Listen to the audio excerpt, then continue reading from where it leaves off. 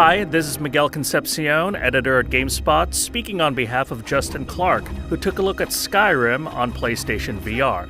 Of its many ports over the last 6 years, Skyrim on PSVR marks the first time that Elder Scrolls V feels fundamentally different from the original game. It's one thing to see the fantasy realm of Tamriel on a fresh 4K TV. It's another to physically look up and see the red moon in a starry sky, to instinctively nod back to greet passing NPCs, to stare down bloodthirsty dragons while charging into battle. Seeing the same old world from a new perspective dissolves the lingering feeling that you've seen it all before.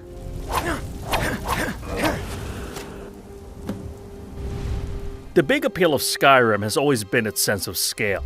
Tamriel is a world full of life, detail, and people who don't just exist for your benefit, but have lives of their own. Despite the relatively low-res representation of the world as seen through a PSVR headset, within a few minutes the pixel count fades in your mind as the illusion of presence takes hold. In VR, Tamriel feels like home, a place to embody your custom-made adventurer. It's a feeling no version can match, and more impressively, it grounds you in a land that can instill wonderment and dread in equal measure.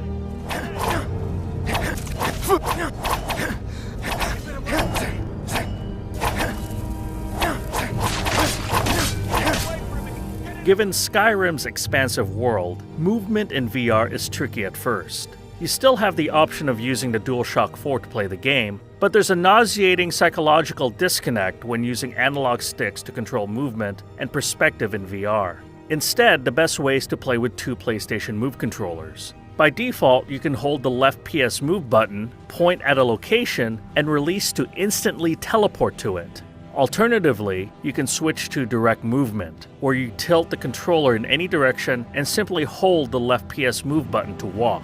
Your weapons are controlled naturally, swinging your controller to swing your weapon. And while there's no reasonable way to account for the heft of a sword, it's hard not to get into character when the pressure's on. Magic fares best, and dual-wielding spells is a power trip unlike any other.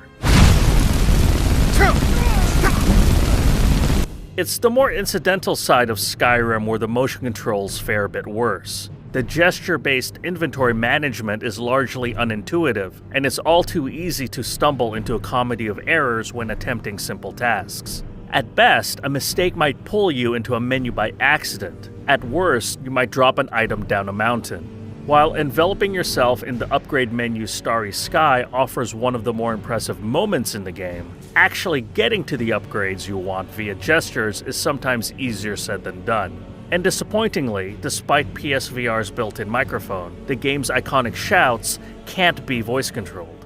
Boost! The issues with the Move being ill-optimized for the menus stand out all the more because each second spent fooling around with items is another second away from being entranced by Tamriel's sights and sounds. The second Skyrim VR drops you into that fateful carriage ride into the gallows, surrounded by frightened scoundrels, the change in perspective seems to make every little moment fresh and personal like never before. When the game goes off the rails and you're running for your life to escape the threat of Alduin's dragonfire, the instant shift in urgency from "my character is in danger" to "I am in danger" grants even the classic moment a newfound level of tension.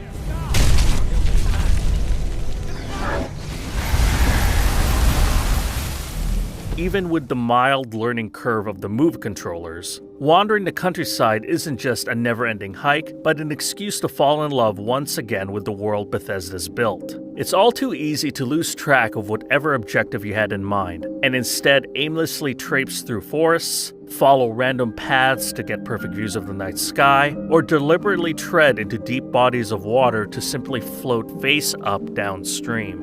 The freezing cold of the Greybeard's mountain feels more convincing than ever, and the momentary stare down against the wolves that hunt the paths feels personal. There's no doubt that Tamriel is the same place it's always been, but it's fair to say you've never seen it like this before. Likewise, Skyrim is still Skyrim, with the same host of bugs and structural shortcomings that highlight just how dated the game has become. Yet for PSVR, there's no game as ambitious, and there's certainly no other port of Skyrim that offers what this one does. VR isn't currently the ideal way to tackle a 50-plus hour RPG, but this new port proves that it can be done, and shows how breathtaking the results can be.